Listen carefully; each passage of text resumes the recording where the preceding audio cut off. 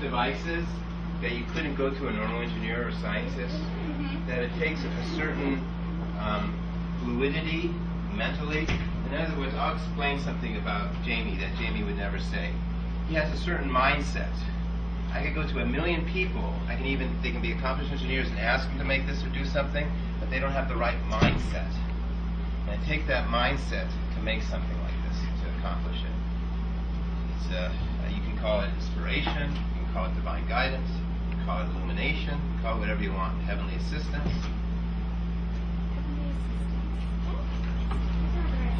You're much in science. Wow. He's nuts. Okay, what I've got on my computer, I have a... Do you want me to come there or no? If you want, you can see, but it's just basically just a software signal generator. Software signal? Yeah, it's a signal generator. It's a 2-channel signal generator. And I've got it hooked up to it runs through my sound card. And then the output of my sound card, which would be the headphones, goes into my amplifier. And then from there, the speaker wire comes out and it's going into the coil. I've got an energy going through the coil right now. And as you can see, what it's reading is 1.7 amps, 1.8.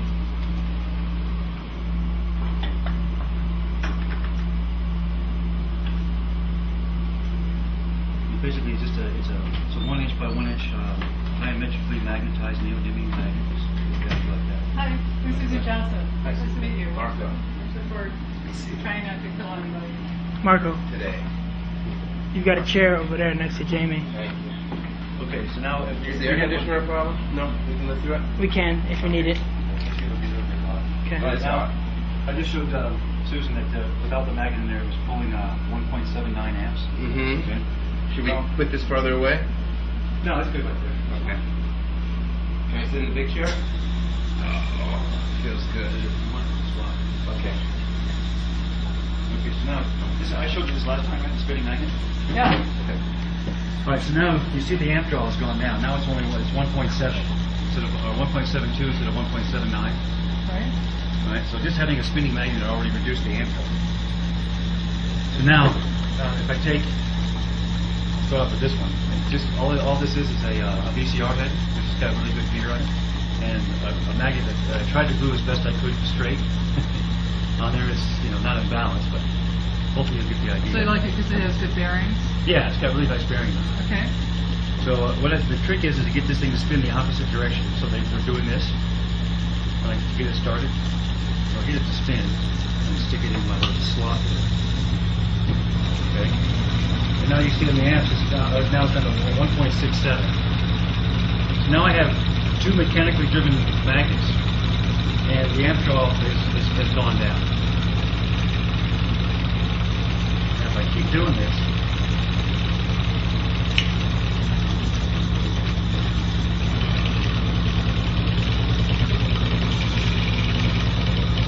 I can keep it from falling apart. So I was having a hard time last night getting everything stationary. This is going to fall apart on me. It still keeps going now. It's 1.65. I'm going to get rid of this one.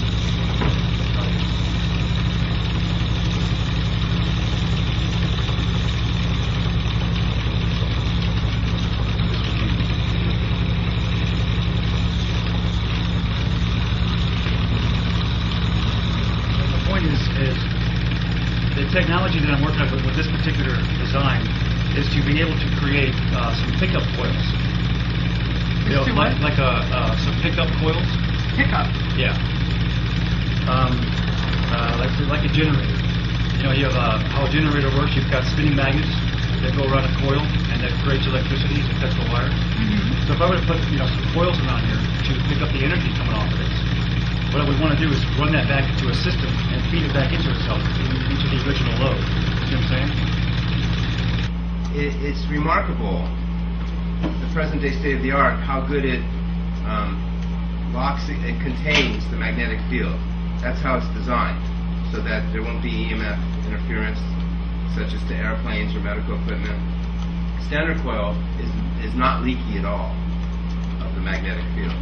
But this particular coil is designed to be a field generator coil. It's completely different than an electrical coil. And it produces, well, you take over. What does it produce? Well, it produces a torsion field in the middle, a torsion B field in the middle, which causes this magnet to spin. And this magnet is actually... Wait. The torsion B field? And that's what's causing it to spin. Right. Okay, I'm sorry. And with this, right now, what I would hope to do with this design is to get all these magnets spinning with coils on them to generate electricity. Basically, these are all like little mini generators. Like this, for example, this is what would be inside of a VCR head. I took it out. But if this was spinning and it was arrayed properly, you could get voltage coming out of it. Okay, so if I were to take all these magnets and feed it into a system that would then go back into the original system, create a closed loop system, I'm hoping to be able to produce more energy than was going into it. Because that's what you were doing. I mean, Right. that is what you've been doing the whole time. Right. Producing more than what's going in. Yes. You have an excess. Yes. The thing is I'm, like I think we discussed before, I'm not an engineer, so trying to figure out how to actually build all this, to make it work is a little bit difficult for me. Yeah. So that's one of the things we're hoping to accomplish at Tesla Tech is to find some people that are interested in this and maybe partnering or teaming up or finding funding where I can hire engineers or a staff of people that help actually build and design what ideas we come up with. So, Right now, he's sharing. He's not keeping anything proprietary. He's showing all his what would normally be intellectual ideas. It's not very normal. no, it's true. I've already shown you the electromagnetic monopole, so we don't have to do that one, right? Right. Okay. This next one I want to show you is I want to turn off this signal generator. I'm just going to turn on my tuner. All right, so now I'm just tuning in a radio station right now into the coil. All right? And you can't hear anything. Turn this off just for a second so you can see what's going on. And I've set this on here. Oh, how cool is that? That's very cool. It turns into a speaker. And I don't know if you know much about speakers, but if you look at the one behind you, all speakers have a diaphragm in them. Diaphragms are an absolute must in modern speaker technology because that's what moves the air. This is, I guess we don't. What is singing right now? The copper is singing. Yeah. Yeah. What's happening? If you put your ear up to it, you can hear something. It's very tinny and. But what the magnet does is it produces extra vibration.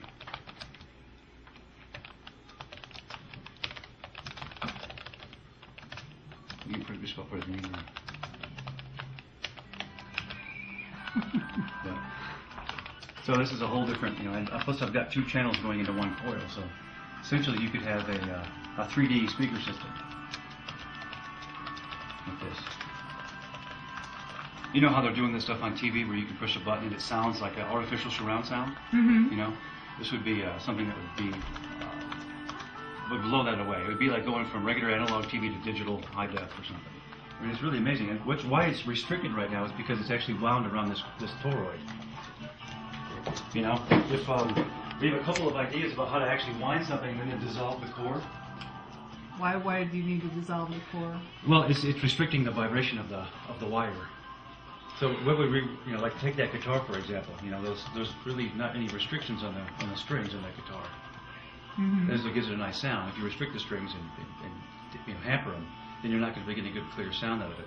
So this plastic toroid where the wire is wound on is restricting the movement of the wires. Oh. So if we were to take that plastic out, like say if we were to make a toroid out of starch, wrap the coil, fasten all the wires, and then put it in water where you could dissolve the starch, then you would have just a coil, a bundle of wires, or something like this without the plastic in it. Right. So then you'd have an instrument, that you could play. That would really have some dynamic movement to it. Mm-hmm. It's very, very cool. I know. If you look at my YouTube video, You see a bunch of comments that people have put on there. If you want, you can check it out right now or later. And people are just amazed. I mean, I just get people that say, "Wow." You know, Yeah. like, what do you know? How do you do that? Or I get a private email by somebody that said, "Is this a hoax?" Yeah. You know. But these little things that we do with this coil is just giving us a small glimpse into the possibilities of what, you know, his math in this coil, you know, because this is really just a rudimentary coil. It's not really built like he would like it to be done. You would compare this to, what would be an analogy? With what? You would compare it to a polywog that turns into a frog. It has tremendous, it could obsolete utility companies. Is my objective, is my goal. I did it for the propulsion system as well, to obsolete the combustion engine. Is it okay if I discuss that? Sure. Yeah. I don't know, maybe I shouldn't get so extreme.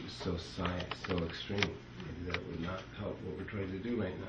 Yeah, I think that, you know how every story has a what do they call it? What's the angle? Yeah. The angle on this is, I don't have a college degree. Marko doesn't have a college degree. The math that we're working with here, a ninth grader can do. Is that what you Ninth say? grader? No, I would say a fourth grader or a third grader. Okay. Maybe even a second grader. Okay. And the reason why is we would like to get more people interested in doing this. It's really simple if you think about it. I mean, the math, it's not really that complicated. The things that it can do might get complicated or might be portrayed by other physicists as being complicated, but we really like to get more people involved, especially children, you know, teenagers. You know, this is a interesting thing. I mean, you know, people who have emailed me on this speaker thing, wow, this is fantastic. They're 20-somethings, you know, looking for a way to change the world, looking for a new technology, a better way to do things, and that's what we hope to be able to do, is just really interest people.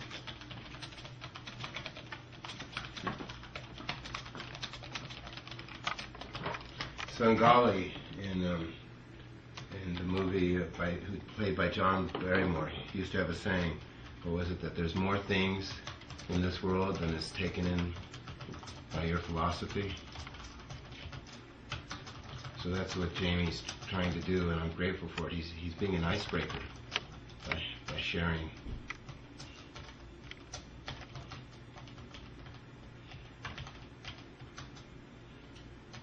I don't think I've seen a laptop like that in a long time. I know.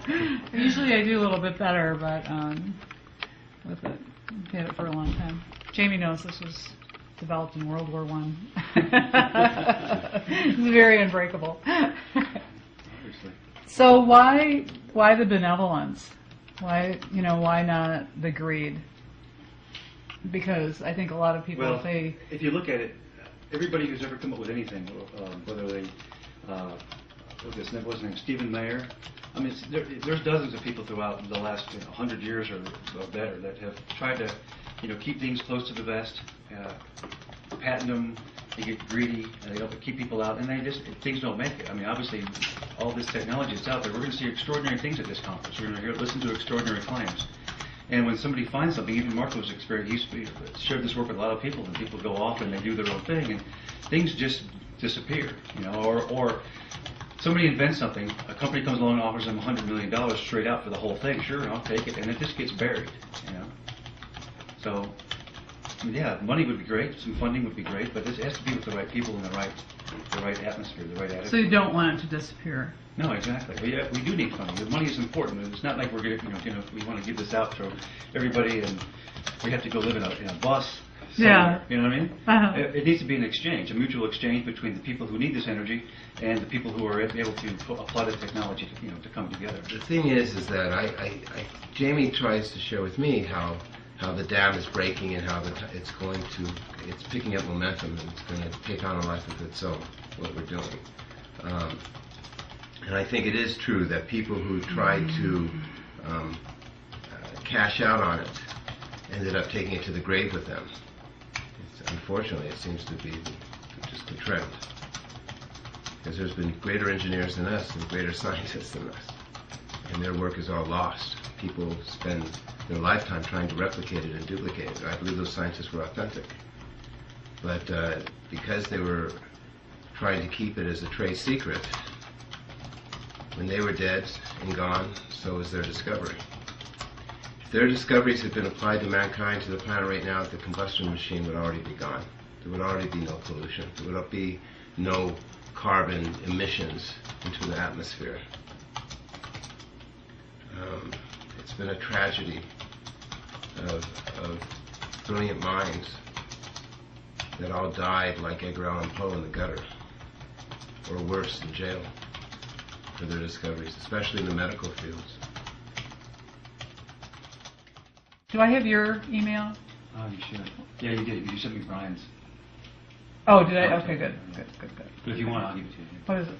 Jamie, Jamie, at spiritualresults.com. Oh, I'm so glad you said that.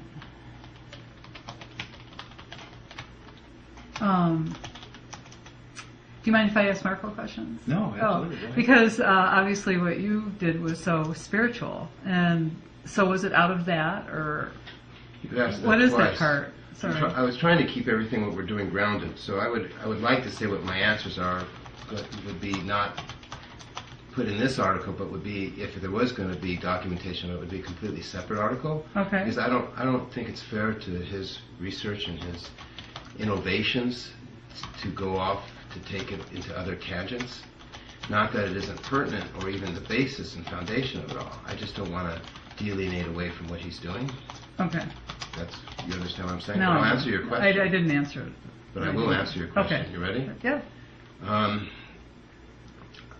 I figured out how to harness spirit to do mechanical work. In fact, I'll take it further. Spirit is mechanical. Okay?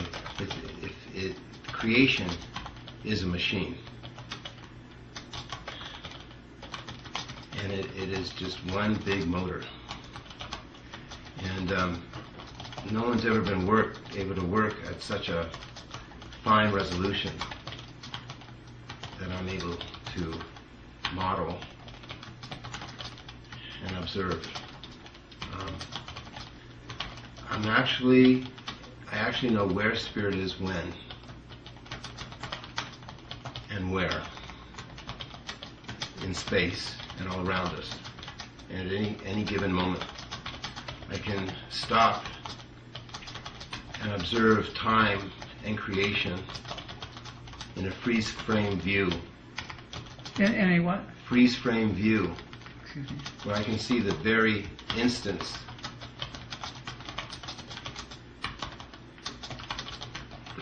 of the moment of the occurrence of where spirit and magnetism and electricity intersect. Today we call electricity and magnetism, we call it the well-known EMF effect. And that's because they can't separate electricity and magnetism from each other. EMF stands for electromagnetic field. I found that I can observe electricity and magnetism being completely separate from each other. And what is even more spectacular is I found that in the center of magnetism is spirit, which is an energy always moving in the opposite direction of magnetism.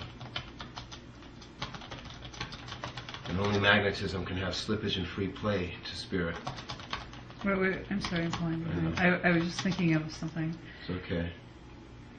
At the center of magnetism is spirit, Correct. which is, and I know you didn't say this, but I was thinking because it's always at the opposite pole, but that isn't what you said. What did you say? Well, that's fair enough, though. Let's stay on that topic for a second. Okay. I discovered that when spirit, I discovered spirit is a positive emanation. Okay? But I discovered that spirit, as it emanates, creates what's called negative draft counter space. Negative draft counter space. Spirit is unique because it travels in a straight line, at least from the moment that I see it, after which it becomes invisible to me again. It's only a brief instance when it penetrates and rarefies the surface of the torus skin.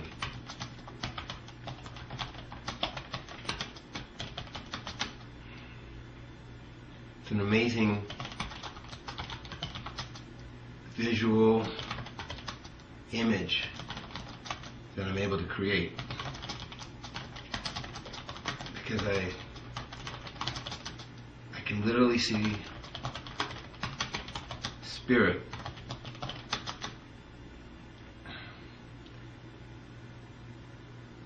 Energizing creation. You know, because this coil is basically in thirds, right? This is just a picture of what's in here. Mm-hmm. So there's two circuits here that he's talking about, and there's the blank space. Now that blank space is what pulls in, or it helps tap. Are you familiar with the ZPE, or the 0 point energy? Mm-mm. 0 point field? No. It's something that exists or has to exist in order for the what do you call it, quantum electrodynamics to work. All the equations in quantum physics have to work according to the ZPE. And there's enormous amounts of, actually infinite amounts of energy in the 0 point field. And what this space does in here is when this coil is pulsed properly, opposite directions from one another, varying times, it causes a coupling of the ZPE. So the energy that we're getting out of this thing, because we're not getting the amp draw that was going down, Mm-hmm. is because it's pulling in from the ZPE, it's pulling in from this field. Spirit. Spirit.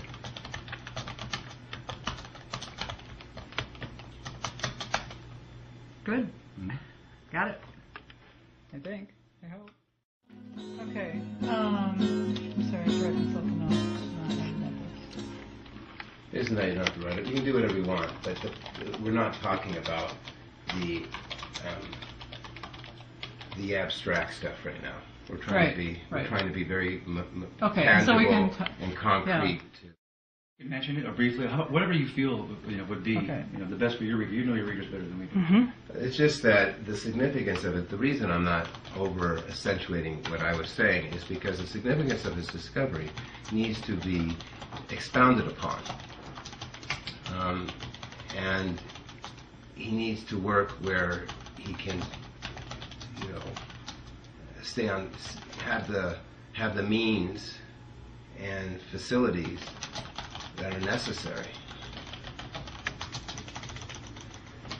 I'm too challenging for everybody, so I'm not trying to confuse what he's doing with what I'm doing.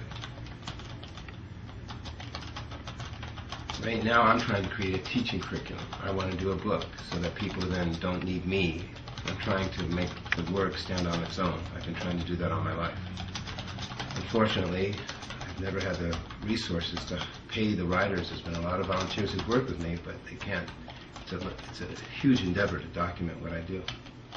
I have book proposals from Susan Robeson, who we've been talking today, who's put thousands of hours into writing and working with me. And I've never been able to. When I had some extra money, I paid her $10,000 for the extra time she put in with me. Mm-hmm. Because I was so grateful and appreciative for her contribution. She wrote my executive summary that I have. But she's devoted to creating a book that explains what I've discovered. She said after she'd been working and writing with me for 6 months, it just hit her all at once. She understood it, what it is. She says that I have the primer that is in Contact, and Jodie Foster, I don't know the name of the actor, the character, when they were trying to fit the 3D model together, they were looking for the primer. That's what I have. I essentially have the Rosetta Stone to life and creation. My work can be applied to any science, from biology, computer science, to propulsion, to power generation, to producing unlimited food, to ending all disease, to my work revolutionizes communications, space travel, and I have extensive endorsements in all those fields. I've had peer review in those fields. But they say the problem with me is that they say people are prepared and ready for the next technology, the next ladder up the rung. They say that my work is just so far out there that nobody can even deal with it. It's too big of a jump. Too big of a That's what they space. say. They say they're only ready for the next technology, not the. I claim to have the ultimate final technology. That would. Well, you know what they say, if you're one step ahead of technology, you're a genius. If you're 2 steps ahead, you're a crackpot. There you go.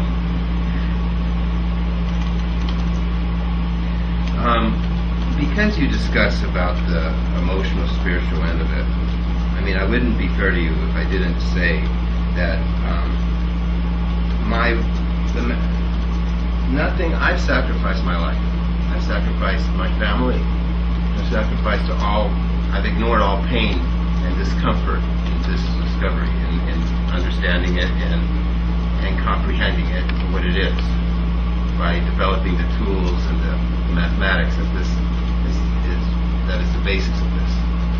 And if it wasn't for money, if it was for fame, that's not enough of a drive, enough of an initiative to do this. I haven't ever discussed this with Jamie, but I believe that the only reason people work in this is because it's inherently tied in within their personal survival, that their own death is always imminent, and that they'll perish if they don't understand or know or get to the next realization of truth. I can't put words in his mouth, but I know it drives me. I feel that my own consciousness and my own immortality of my soul is dependent on learning the secret and the truth of God, of how spirit works, of the secret of divine intuition. It's called, in the scriptures, it's called the apex of consciousness. They say when you know this secret, you're free from toil and sin. You come to know of what you did not know of the other states of sanctity. I mean, it's mysticism. And this work, I really was trying to get all the math and documentation and all the technology done, and maybe, hopefully, if I ever had peace and rest, I would be able to document the spiritual journey of this and how it relates to religion and to acquiring virtues and what the station of our souls are, the invisible continents we all occupy, which is called a station. This is the real purposes of religion, not putting constraints on us by creating laws and restrictions. But unfortunately, religion is identified, unfortunately, with war.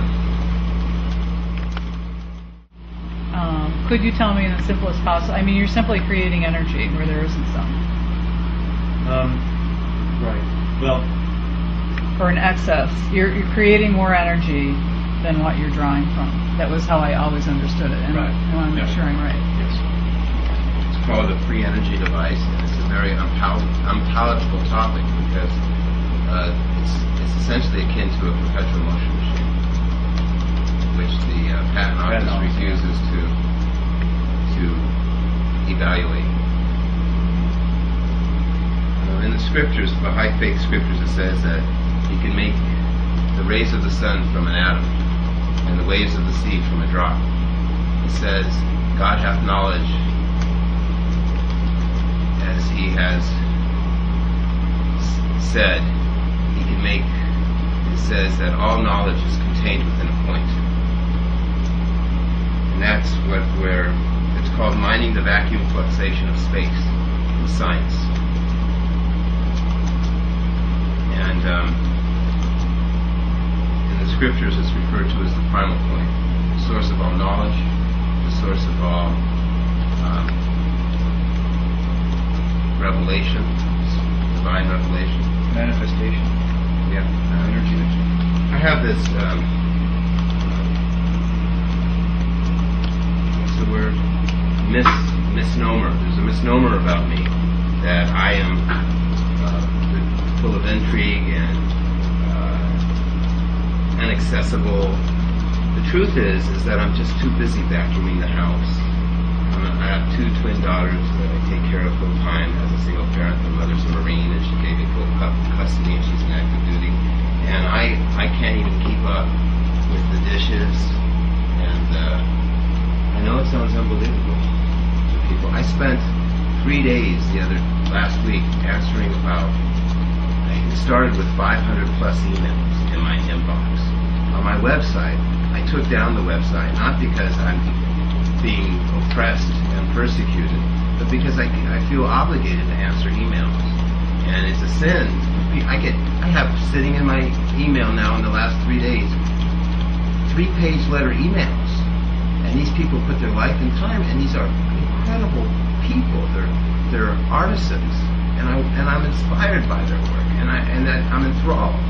And I can't even take the time to assimilate it and read their letters because I am just too busy surviving, struggling to keep up.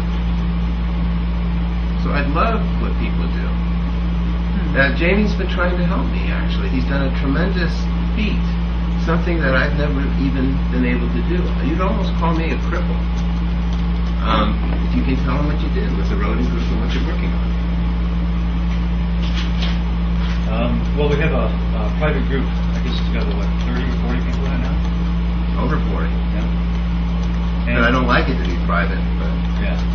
Well, the things that it's been a debate trying to get people to, okay, I'm working on a new website. This is I better not give you the name of it right now because it's not ready. It's not ready. Don't want any emails. Yeah. No, it's my site. Oh, it's your site. Yeah. And I'm going to move the form there. I want to have a public front end, and then the private form on the back end. Because all the people in this group, Marko knows personally, and they feel that they would be more willing to share, information with this group than it would if it was a totally public thing. Now, I don't know if that was because they're afraid maybe somebody might steal it. I don't think so. Or are they afraid that maybe there's this thing in the free energy world about I can tell you what it is.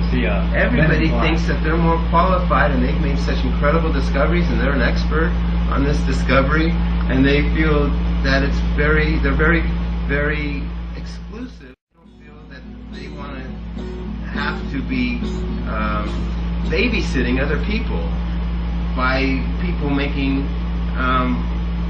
outrageous errors in trying to understand this work, and it's such a length. So people tend to be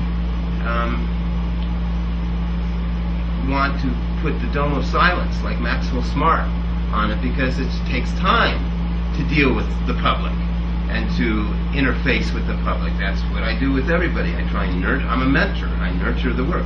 I teach professors. I teach corporate engineers. It's pretty unbelievable. They are my best students. I have incredible endorsements where they've given me their resume, they've devoted their life to this discovery. I try and get the people in the group to share and communicate with each other because all they have is each other. That's all they got. And I just want to say one other thing, but I can't remember it. It's that, I think it's this. My biggest dream in life, if I had a fairy godmother, all I've ever been asking for is a staff, a corresponding secretary, so I don't have to. I can't keep up with it. So Jamie, an engineer,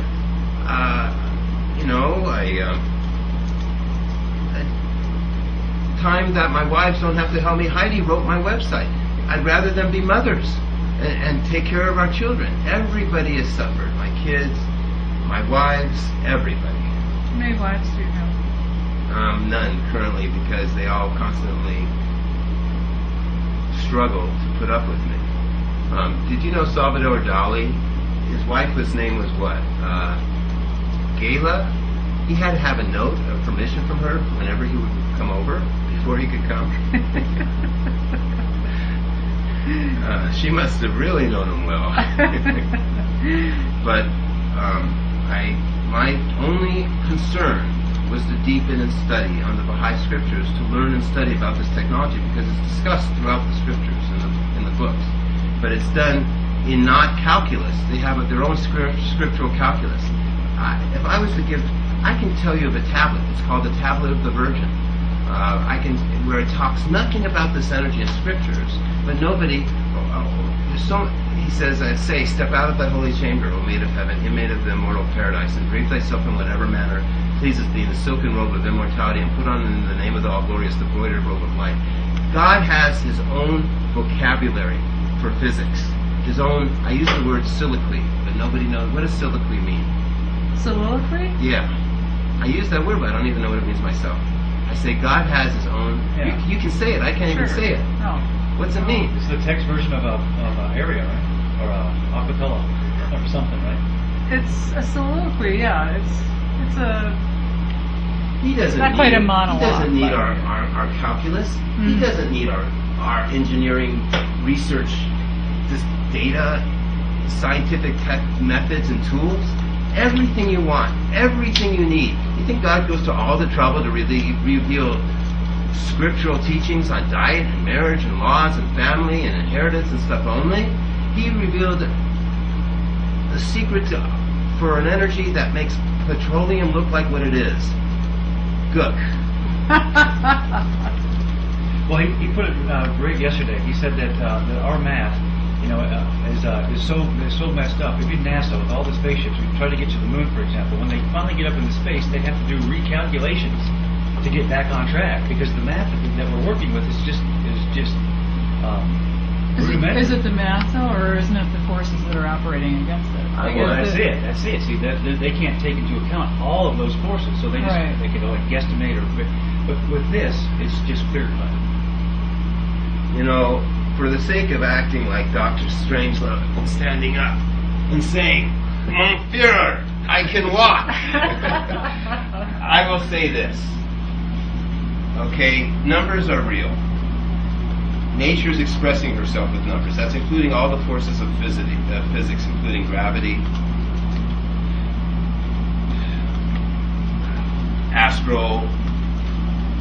the movement of astral bodies such as the moon and the planets.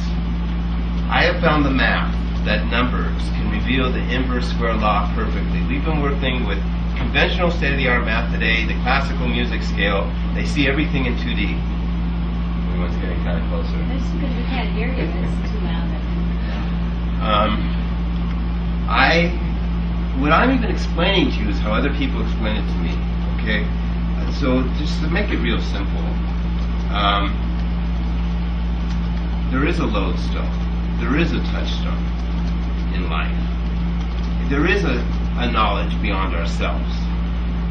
God did not expect mankind to do everything by trial and error, and to spend his life wandering lost in the desert in search of the answer, in the desert of remoteness.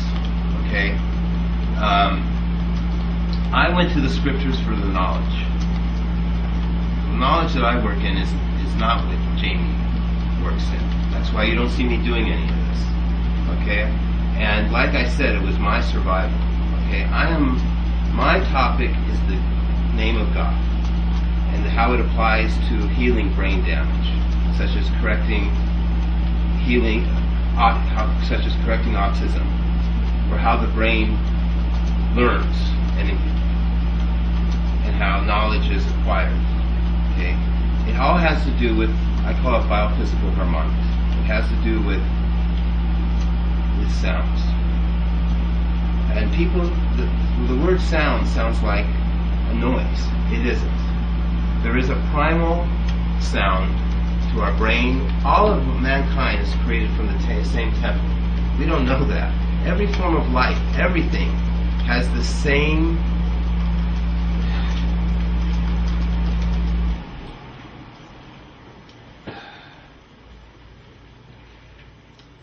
Vibration, frequency. perfection. And we're all struggling to attain our potential. Okay?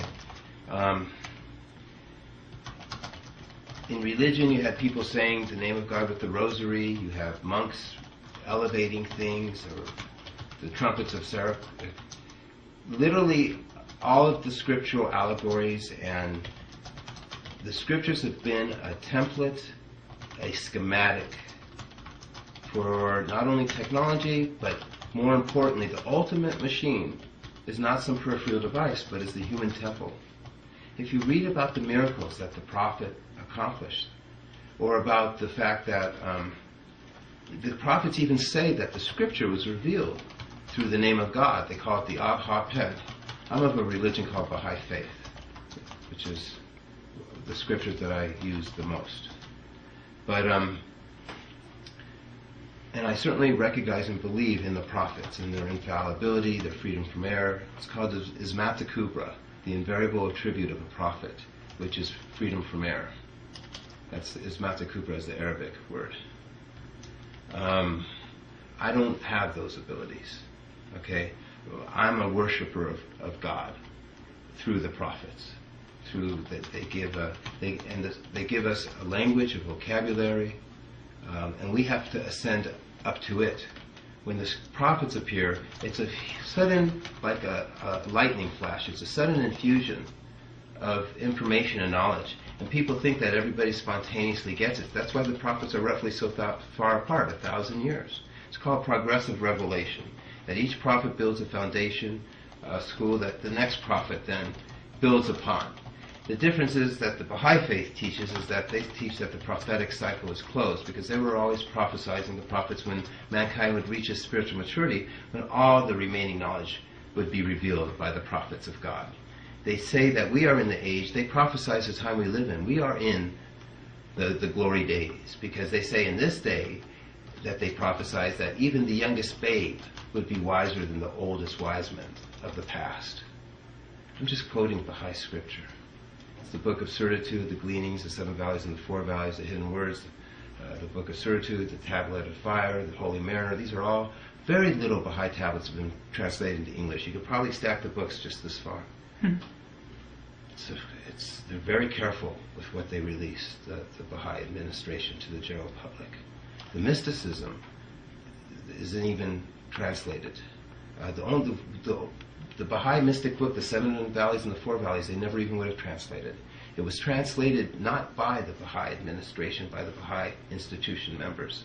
It was translated by Ali Khan, because he thought it was such a shame, a crying loss, that mankind didn't have this available to him in English. And the translation was so pitifully poor, because he was not a scholar, that he was heavily,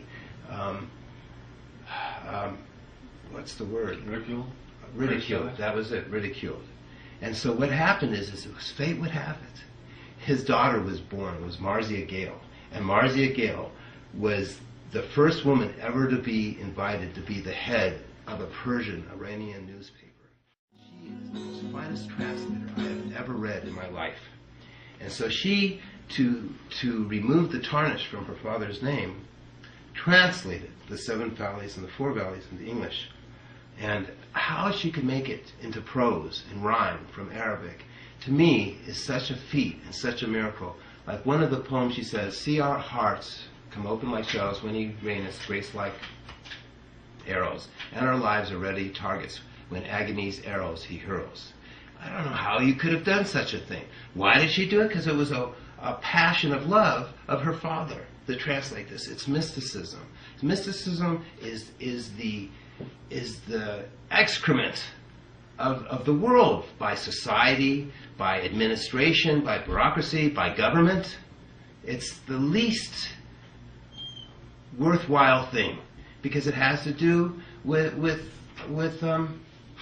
the arts. They think it has nothing to do with science and technology and advancement of mankind per se. They think it's an obscure thing delegated to the past. Anyway, so my job, what I took with life in my life, besides, is because I am not able to work in the field of, it's called neurogenesis, but I call it what do I call it? Biophysical harmonics? Biophysical harmonics. You need some food. You ready for some Chinese? Yeah, That sounds good. Is that I decided that I would show that religion is real, that it really comes from God, the scriptures, that the prophets aren't charlatans, that the people should really go for their information from people from the other world. I mean, why would God go to so much trouble to reveal a text or a book if it wasn't critical for our own advancement, and to give a book from another world? And so I decided that I would go ahead and create a technology that I would perfect fusion, that I would eliminate. I care about my planet. I decided I would take possession of my planet indirectly through gentlemen like Jamie, that I would obsolete the combustion engine, that I would get rid of petroleum as a fuel source, that I would make our environment pure. I'm a hippie. I eat fruit, I eat vegetables. I don't even eat beef, chicken, or fish. Not that it's bad, but it's all polluted with chemicals. I can't afford organic food, free-range food. I can't afford to buy health products and health soaps. Barely I do it, But I want to retake back my planet, and my planet. And we, as hippies, we care nothing more about than a peach seed. The beauty of trees and the environment. So how am I doing it? I'm doing it by obsoleting every existing technology that exists. And I have the ability to do it because I have the ability to perform miracles. Because the number toroid map, which translates into the winding of a coil, which is just beginning to be understood how it's made, will overtake everybody's existing technology. And even the toroid map, to me, is a miracle that I was able to accomplish. And I did it by leading a team of engineers and scientists, and that's my greatest miracle, is that I could interface and collaborate and work together with those engineers as I'm working with Jamie. Because believe me, we are from different paths and different walks, and we are difficult people to be around and work with. Okay? I can vouch for that. But we are doing something to help the planet. And the problem is everything we do is illegal. My toroid map, my best endorsements come from the military. It's a crypto weapon. I decipher. I break every existing. I predict all communications today. Secret encrypted communications are based on prime codes. I have documents from Professor Scott Nelson from the University of Hawaii based upon this map, which he used to create his work. He wrote a paper called The Phyllotaxis Prime Number Sieve. He claims to be able to predict any missing unknown prime number through the growth of plants. I do not make this up. The document is a tough read. It's over 100 pages. He's a top professor, pure. He's a board member of all the top biological editorial magazines. Everything we're doing, me and Jamie doing, if you were to add it all up, we are public enemy number one.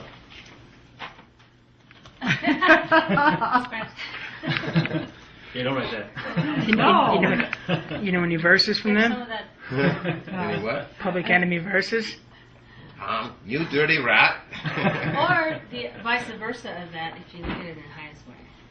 People's. Go ahead and say it, Leah. Vice versa of that as well. Everybody's very down on me because they think I'm such a pessimist and I'm so negative and I'm such a what is it called? He's actually bringing feudalist. the highest possible way that the universe can unfold. This is what we can, create from it. Mm-hmm. So that's much better. So she counterbalances me. Say it again. Well, we can create the highest image of what the universe wants to unfold into, and into its most beautiful flower, lotus. Mm-hmm. That's what this does. Mm-hmm. I said that. A lot of things to undo in the middle. Did you ever People say that this work I am before my time. That is complete bullshit. Okay, I live now. I'm in this time. It's that everybody's been negligent in their own to make the exertion necessary. Of course, there's a reason why I exist. But the reason I did this is because I knew that nobody would take the time and go to such an obscure direction of knowledge and science, which is the name of God, abjad numerical notation. This is where I got the numbers from, because in Arabic, Persian, Hebrew, their alphabet is their counting system. It's almost become obscure and obsolete in the last 100 years. It's called. But wasn't your goal totally different? My goals were to bring mankind. It's like they say, like Moses said, that I'm not Moses. He says, I see a light, I see a brand, a fire. I'll bring it back, that we may have warmth. I don't know if you know that quote out of the scripture when he went to the burning bush. I'm not Moses, I'm not a prophet. But what I'm saying is that I knew that the path that I chose when I discovered at 17 years old, this discovery, and that I discovered that the answers were in the scriptures, not at the colleges, although I respect scientific method and I respect academia. But I knew that it would be so painful and so lonely and so financially unrewarding. How did you know it would be so lonely? They say you self-fulfill your own prophecies, but how did I know? Mm-hmm. Because I went to every scientist at UCLA. What I did is I reached out when I made this discovery. I went and studied at UCLA to see who else, because I use scientific methods. And I wanted to see, out of fairness, then what they knew at the university level compared to my discovery, because I believe that I discovered the secret of intelligence, how the mind works. That's a whole separate subject. And at UCLA, they made the exact same discovery. It was called paranormal psychology, the brain altered states, the brain revolution. It was the most popular topic. It was unbelievable. There was no tickets. It was standing room only. As professors in white smocks were sitting there crying, saying that we've just discovered that we had an Hopi Indian language speaking man, an old grandfather, hooked up to the brain encephalograph machine. And he and the professor said, it was in tears, he could barely speak, saying that when that Hopi, I can't remember if it was left or right, he said his left brain hemisphere weighed more than his right, and that when they went but when they were testing him on encephalogram, they noticed when they switched to English from Hopi that I think they were using numbers, that he went to a different part of his brain, and they were shocked when he was thinking. So what they did was they went and hooked up, of all people, his grandchildren that only spoke English, that didn't speak Hopi, and they were shocked because not only did the left brain hemisphere not weigh more than the other side, the right, but the right side weighed more in their children, all with the only change being from Hopi to English. People talk, we think language is an innocuous, invisible, insignificant thing that has no major biological impact on our brain and on our consciousness. Believe me, I don't speak other languages, but I've had my friend tell me, my Mexican, Spanish friends tell me that it's untranslatable. The feelings, the nuances, the emotions, the subtleties of their language, from one language to another. They refer to English as more of a business, as a cold, scientific language. That's why it's used. It's the international language, because that's where our language is, business. Our world is business now. And when they translated things when I was living in Mexico, when I wrote my original book, when they were doing business with the Chinese in Mexico, first the Chinese translated the business contracts and agreements into English, and then they translated them into Spanish. They never go direct, because by going into English they maintain a control for accuracy. And then same from Spanish into English and English into Chinese. So what it is I discovered that sounds control everything. That sounds do, not simple sounds. That's why the name of God is so sacred, so holy. That's why there's so many scriptural allegations about the name of God. Like Gabriel blowing into the trumpet on the day of God's return. That's the letter B, the trumpet. That's a whole topic. I could do a dissertation in mysticism. Everything, the hardest letter discussed in religion, explained how to said, of all things. I'm really going in a large, far off direction. The hardest letter is the letter B. There is more scriptural verses revealed trying to propound the proper enunciation of the letter B than any other scriptures. In the Bismillah, which is the opening verse of the Quran, okay, because we think the B is said like baby. Thank you. The baby is not how it's said. Okay, it is so slow, the word baby. God doesn't go that slow like that, because the name of God is literally constantly renewing itself, just as creation's constantly renewing. And the letter B is not a stop. It becomes a plosive. And instead, that's why the Bismillah says all the knowledge of the Quran is contained in the opening verse of the Quran, which is in the name of God. I forget how it goes, and I don't want to desecrate it, because that's a major offense or sin. And then it says all the knowledge of the Quran is in the Bismillah, and the Bismillah is contained in the B, and the B is contained in the point, which is written underneath the B. And that point is said to be the source of creation and energy, the B. The B is represented by the number 2. Anyway, just because, not because I want to say it or do it, but when I say the name of God, which begins, Baha is said to be the most great name of God, and Abha, and there's is the superlative case. When I say it, which means splendor or heaven, Baha means glory, and means a blade of grass.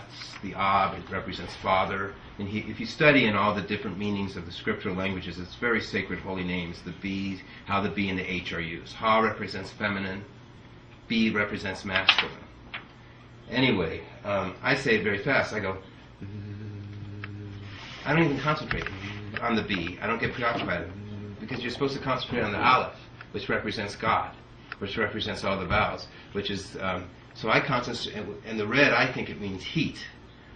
And in Arabic you say the aleph is the seat of the hamza and it's a glottal stop, and it's guttural, but in the scriptures it says it's in the snow white path. In the Persian it's elated, you can't hear it, it's silent.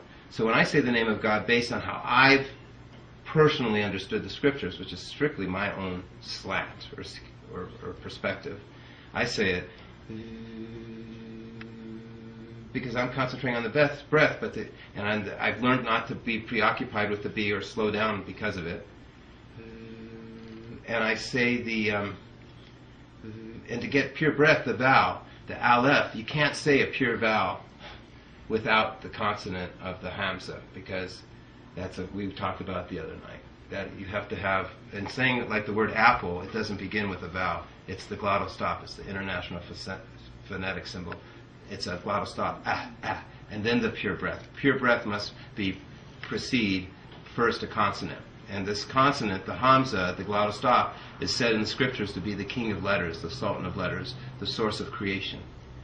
And so I relate all those sounds and letters and the numbers to how to make this coil. It's borderlines incredulousness. It's not borderline. How old are you? 53. Did you get that? Yeah, I have it all. You know what's interesting is the B sounds just like a bumblebee. Mm-hmm. Well, it also sounds When like you hear a bumblebee in your ear, that's Have you ever gone into a completely quiet room and you hear that ringing in your ear? Mm-hmm. You know, that vibration. Mm-hmm. You know, that's what it sounds like to me. Is that? 'Cause I get it a lot. I get all kinds of, or late at night or early in the morning when it's really quiet. I get this. Not surprising. Not surprising me at all. I will say this, to go back to what we were beginning with, which is this coil and the machines that Jamie's making. He mentioned the space. I call it the equipotential major groove, or this gap space. It's in DNA. It's called the major groove. And I claim, though I can't explain it now, to know the secrets. I proved that there's a morphogenetic field in DNA. It's called the bioetheric template. I have found that I have been able to prove that Darwinism is false, and intelligent and creationism is false too. What I have found in the meld in between the two is that there's this morphogenetic, this bioetheric template in DNA that controls all information preservation and all cleavage and receptor sites of DNA amino acids, so as to control mitosis, how information is duplicated and replicated in DNA. And it's the same principle for the coil with this big space that's in between the two windings. And what Jamie didn't go into detail is that what differentiates a Rodin coil from a standard coil, and the reason we don't go into detail because we're still waiting to actually get all the documentation that he wants, which is the proper blueprints for CAD/CAM manufacture of this, which we don't have the resources to do right now, or we'd be making these coils using automatic technology, which was much beyond. Our coils would have tremendous effects. He could have been he showed a proof of concept here. This is what that was. But we could have been empowering this house or powering the whole city, and instead of just doing a proof of concept, if we had the resources to do automatic technology manufacturing of this. And anyway, on the toroid coil, it's all based on that gap space creates what are called underpinning nested vortices. They're like little miniature tornadoes. Electricity requires this to have efficiency and to accelerate and move. Essentially, what I'm doing is I'm creating a kicker for the electricity. What would be the analogy? There must be a machine today that creates it spinning. It's a kicker. I can't think of what that machine is today. But what I'm doing is I'm making that coil, the Rodin coil, is a microscopic particle accelerator. It's a cyclotron.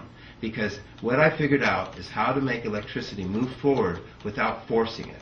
I figured out how to make electricity go where it wants to go naturally, so I don't have to use correcting magnets. I don't have to use cryogenics, which is liquid nitrogen, and take the temperature so far cold down that the cold temperature allows superconductivity to take place. I can make this coil out of just normal materials in a normal environment because I have found how everything moves with this math. Okay, it's called a doubling circuit. And what's more, it says it isn't a single conductor, it's a bifiliar conductor. And what's more, it says you have to have this gap space for these higher dimensional flux fields, the spirit of magnetism, to create these dimples that compress and decompress. And on this coil, those boundary conditions are staggered. And if they weren't staggered, this coil wouldn't work. They're offset by a third. The emanation of spirit is in thirds. The minimum amount of part of anything is 3, because you have one source and 2 reactions simultaneously, which is the magnetic field. As I said last night, for every action there is 2 simultaneous, instantaneous reactions, half equal reactions. It's not action-reaction. It's wrong that for every action there's an equal reaction. It's for every action there's 2 instantaneous, half equal reactions simultaneously. That's why the spirit is of the 5th dimension. It is omnidirectional. It emanates like a dandelion puff principle. It's like the queen on a chessboard. She can go in any direction. That's what spirit does. Whereas our dimension, our world, all we can do, 3rd dimension, which is electricity, we have to process, we curve, we warp. Everything in our world is being deflected by spirit. Spirit travels in a straight line. It's a spindle, and all of us we're the weft. I guess spirit is the warp. We're the weft. Hope I don't have it backwards. And so I found how it causes electricity to process spirit and magnetism together. And so that's why I get these incredible results out of electricity, and so much more magnetism than they've ever seen before. Literally tens of thousands of times more. Because it's a jigsaw puzzle. It's a symphony. It's all choreographed. And with this math, the initial discovery that allowed me to go into this design, the first one was discovering that the base 10 system is not one system, that the 396 is a completely different higher dimensional system, helically woven together around it. I will say this, that on DNA, the underpinning nested vortices align so as to create a unraveling. On the torus coil, the underpinning nested vortices are staggered. They all have a common center. On the DNA, they align to repel and to create this sister strand unraveling. Everything in nature and creation, electricity, golf balls, they just discovered with airplane wings that they can save 40% of the fuel now. It's coming out in 2012. It's called waggling, just by texturing the airplane surface of the aluminum. Everything. The Willis brothers made the phaser surfboard on the Big Island, on Hawaii, where I lived for the past 15 years. On the North Shore, they put dimples on the bottom of the surfboards, but most surfers don't like them because the surfboards are too slippery, they're too fast. They prefer to have to feel the water by having their surfboards drag. There's a principle, I call it aerodynamics, okay? It's a mystic experience. It's an aerodynamics of the air. Air is spelled A-I-R. This is aerodynamics of any medium that comes from the ether, which is spelled A-E-T-H-E-R. And I found that the ether has a phasing and activation sequence, and it creates a mechanical interworking of electricity and magnetism and of our world and creation. And so all these numbers that I have are created by ether. It's my greatest presentation to me because it's so beautiful. Because I take all these numbers over the surface. I think it's in video 30 or 31 or 33. It was like the last talk I gave on Maui, and I gave it. It was a 4-hour talk, and it's on YouTube. And it's 40 videos up on YouTube, and I don't remember which one. But I show on a huge board of numbers, although there's all inking all over the place, how if you take any number and you add up all the numbers, no matter how far you go in any direction, that it always equals the number in the center. Because what I discovered is that numbers don't move, that they're nodes for spirit, that they're stationary vector interstices, that they come from positive emanation, that every number is worshiping or focusing or acknowledging spirit, and so that they're nodes. So what happens is you take any number, because the unique thing about my toroid map, this coil winding schematic, is I never use one number more than any other number. I use 1,000 nines, 1,000 eights, 1,000 sevens. But what I was able to do is I was able to piece every number together so perfectly that every axis is a different equation or function, and that every known mathematical function or equation comes together in a single model. And on my executive summary, which I would be glad to email you, which I would like to put online, but I think it is. I think it's hosted by Jeff Rentz, actually. Jeff who? Jeff Rentz, he has a radio show. He once interviewed me. When I took down my website, I took down my testimonials, and one of them was I have a testimonial from Russell Blake from Microsoft, who was the senior researcher who authored the book Optimizing Windows NT for Microsoft Press. Like I said, I have had students that you can never imagine that have devoted their life to this discovery. And he said that he wrote a paper on this discovery. He volunteered. He said, I would like to be a bridge for you between mankind and this math that I've discovered. He said conventional math. He said he'd like to translate my work into conventional math. So he wrote a 100-page paper. It's called The Mathematical Formulation of the Rodin Torus. And in that paper, he said that I have 6 different axes intersecting any single point on my torus map. He says I have perfect math.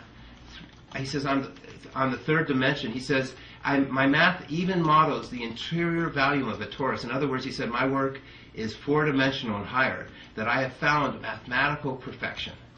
Such a claim cannot be imagined.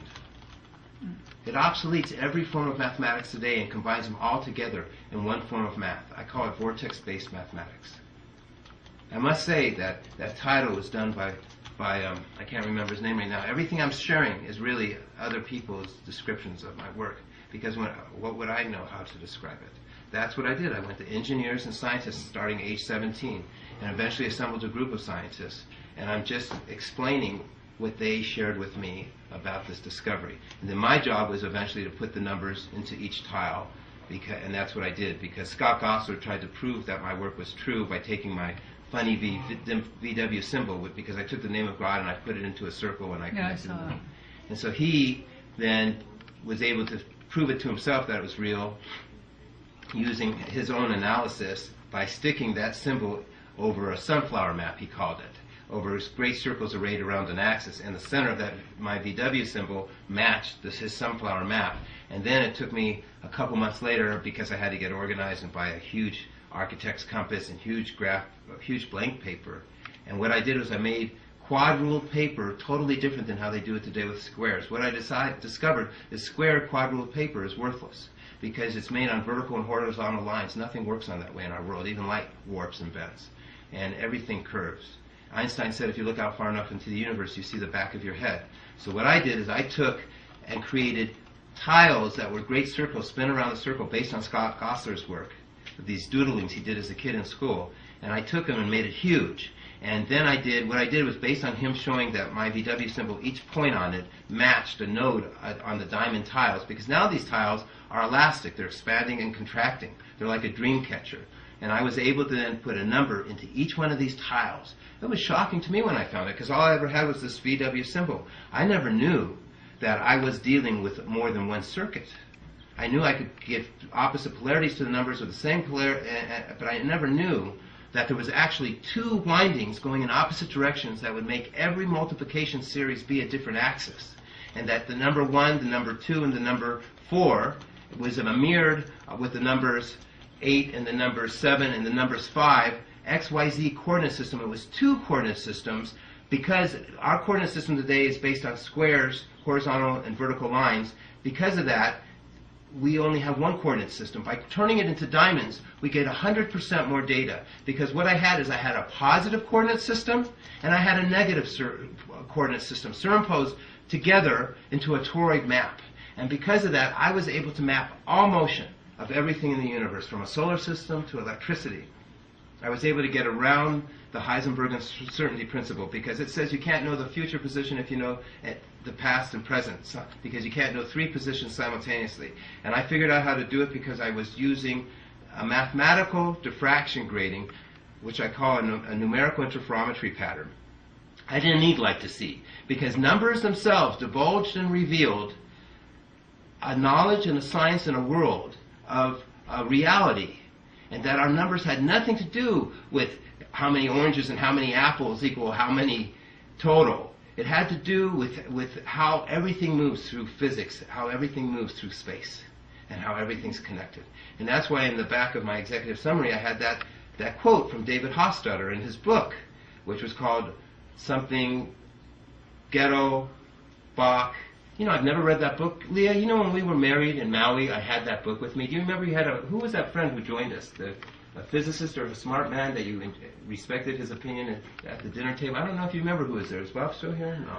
Bob would remember who it was. And he wanted to read. He said it was an excellent book, and he said, or he knew the book.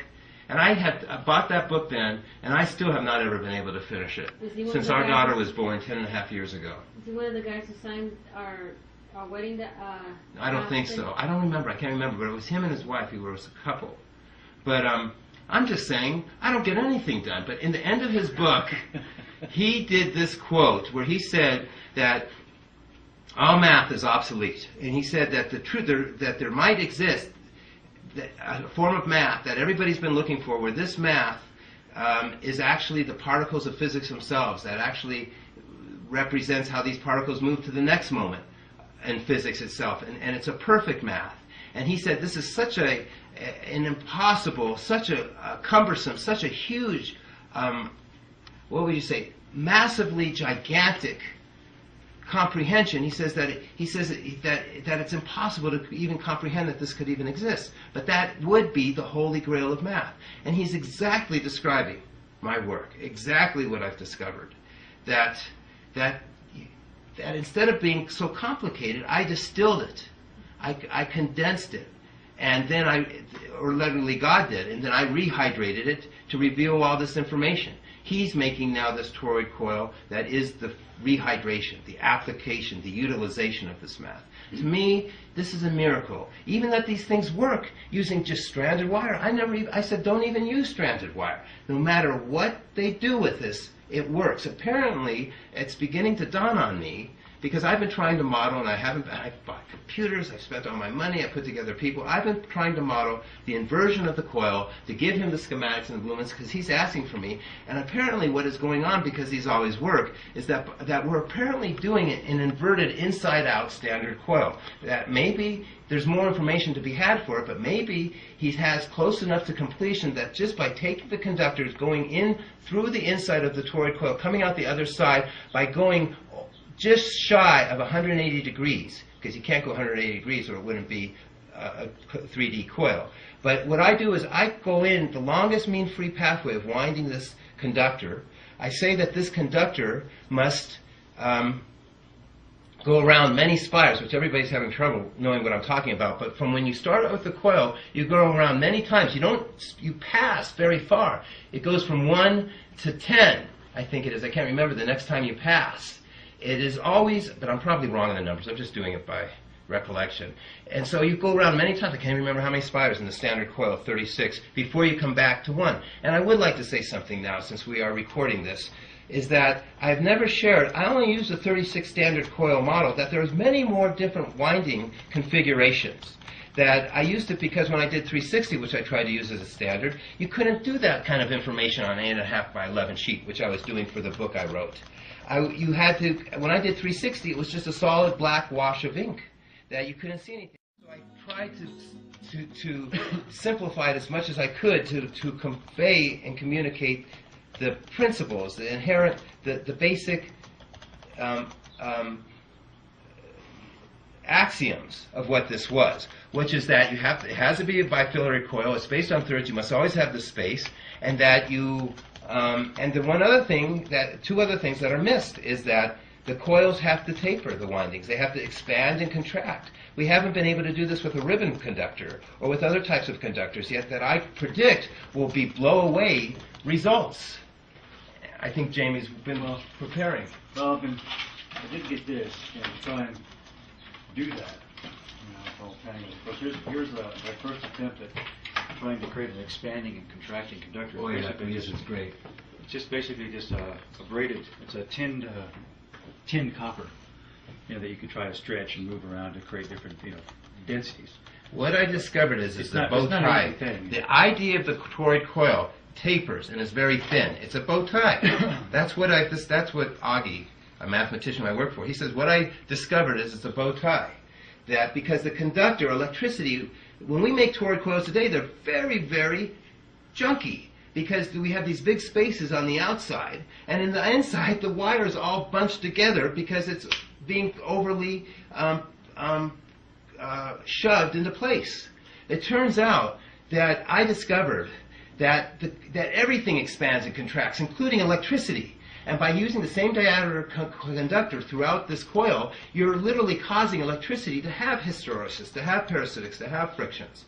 So what happens is that, and I didn't even want to do it out of a real conductor. I want to do it out of a plasma that expands and contracts, but I don't know how, because I don't want to use a cathode. I don't know how to make electricity go in the opposite directions, which it must. And I really didn't want to do a takeoff and an input. I wanted to actually create this as a closed system.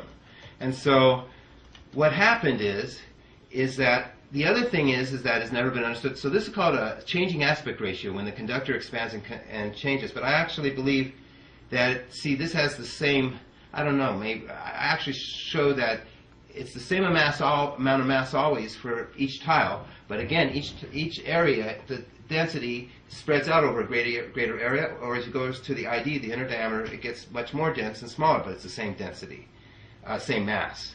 So what the other thing that needs to be understood is, I claim, but I could be completely wrong, that it's PDC, pulse direct current, that energizes this coil.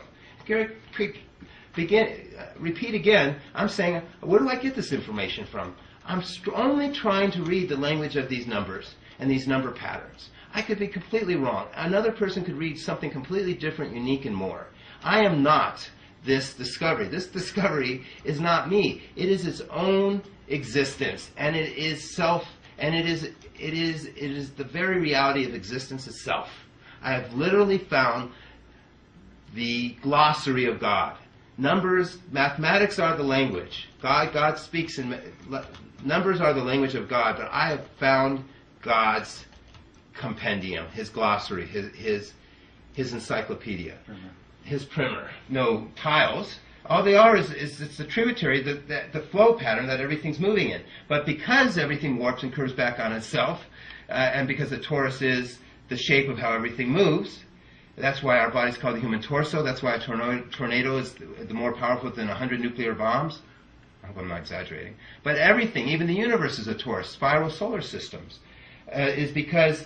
So I only did this because I found a way to map energy, life, and in reality. So people are now trying to. I'm causing them tremendous suffering and pain, and it wasn't deliberate. They're trying to now decipher what I've been saying and what I've been doing, and that wasn't my goal. For all my life, I've been trying to I have endless letters under separate cover trying to get funding for these artists and writers to document my discovery. I've never been able to get funding. Why people make me have to jump through so many hoops and this and that, it's just a farce. Have you ever talked to Stephen Hawking? I sent him my book, and I never heard back from him. The only person I ever, and I didn't expect to, and I'm sympathetic to him because you have the same problem. Well, and I don't fully agree with, because I feel very sorry for him, not because of his handicap, but because of his fact that he has to use a math that is worthless. His tools that are available to him will never give him the answers and information that he wants. And so, and I feel sorry for him to have to even see a book like mine because it's so poorly presented and so poorly done. That book I retired. It's not even available. I get asked for copies because it's Chinese torture. It's like the water drip torture for people to figure out my language and what I'm saying. What I did is I created 1,000 copies because I wanted to document where this work originated, and I wanted to preserve it in case anything ever happened to me and the work would be lost. And so I disseminate them in different directions. And then I've now embarked on the next stage, and it's taken me how many decades? Since 93, I think the first coil wasn't made until maybe, I don't know, 95, 94. Bill Ramsey. I came to Hawaii because, I'm digressing, it doesn't need to be known, because it would take so long to build the first one. I knew it was going to be a long, long time before anything hardware was be able to be gotten done. So I decided if I was going to have to wait so long, I might as well wait in Hawaii. And I forgot my train of thought, but all I was saying is to make these coils turn on, that the ratio of spirit to each tile represents one spirit emanation. Each number represents one spirit emanation, except it's only the positive numbers. And the negative numbers I call negative draft counter space, and that's a whole other topic. but I'm just trying to say how to turn this on. And that the coil, I would do one circuit, and then the next circuit, and then you totally leave them both off. And at that moment is when the 396, the gap space, the high dimensional magnetic flux field, these nested vortices are supposed to occur. And then you go back to then the other circuit again. So it's on, and then the other one's on, and that one's off, and then the other one's on, and then it's off, and now they're both off, and the space is supposed to be on. Now, does that turn on itself, or was it the cause and source in the first place? I tend to think it's the cause and source, but that's pretty heavy technology to be able to tap into spirit and magnetism. But if you have that space, what comes first? Creation or spirit and magnetism? And maybe because they have such a synonymous, inherent, dependent relationship to one another. And spirit is not God. God is still untrammelled and omnipotent and omniscient, and I know nothing about God. But I do know about spirit, because spirit is fundamental to creation. And I have reversed engineered creation using what's referred to as the most great name of God in the scriptures. So creation is no mystery to me. It's God's handiwork, it's concrete, it's created, it's mechanical, it was fashioned, God's the fashioner. So believe me, I'm good enough and capable enough as a human being to be able to observe and reverse engineer and figure out what God hath wrought. Okay? Now you see what all the artists and writers go through with me. And why? And your wives. And my wives and my children. And your children. And all Poor the Jamie. engineers.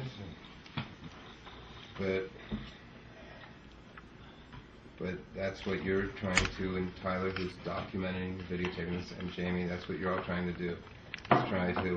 You're holding up as well as I am. Well, I will try to do this justice, but I probably will want to ask you to look at it. Just because I clearly do not understand anywhere near on the level. Okay. Okay? Yeah, but whenever you come up with some Okay. email it to me and I will. If someone comes up with the conference, I can put it in there. Thank you. Thank you.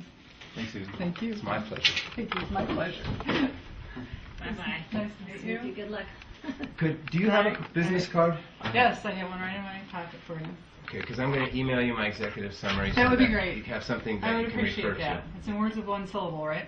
It was well written. It was written Oh, by... good. You know who Paul Robeson is? The famous singer? I do, yes. Sang Old Man River and Yep. Showboat? Yep. This is his granddaughter, Her Susan name Robeson. sounded so familiar. Yeah, So. and she's a writer and a producer. And Great. I think I must know of her some other way. I can Thank you and good luck.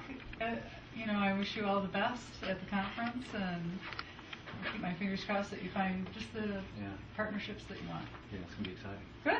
Thank Okay. you for Okay, networking bye. for us. Thank I you. appreciate it. Bye. Really appreciate that. You got it. Okay. It says the love is the sentiment for those with replenishment. Upliftment is the tenement. We do this 'cause we love this shit. Don't question our intelligence, our reverence, or entitlement. Our lives have been bred for this. We do it for the love of it. It's not rude to be sure. We boast of this love. It's not naughty to move bodies. We rock, we hug.